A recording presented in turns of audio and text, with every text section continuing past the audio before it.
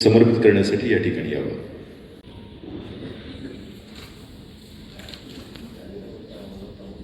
शोभाच्या यशाने जीवन म्हणजेच काम आणि काम म्हणजेच जीवन या त्यांच्या कार्यशैलीमुळेच त्यांना कामाचा माणूस म्हणून लोक ओळखू लागले.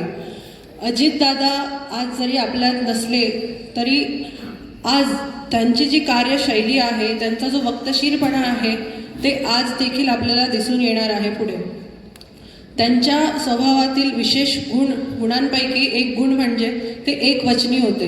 एखाद्याचे काम होणार असेल तर ते पटकन हो किंवा नाही म्हणायचे. त्यांनी लोकांच्या भावना जपल्या होत्या, लोकांना जपून ठेवलं होतं. अगदी त्यांचा जो स्वभाव होता तो लोकांना हवाहवासा वाटत होता.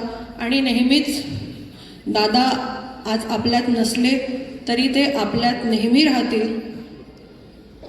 आज माझ्या संपूर्ण नटावतकर परिवाराकडनं आणि भारतीय जनता पार्टी महिला मोर्चाकडनं मी त्यांना भावपूर्ण श्रद्धांजली अर्पित करते.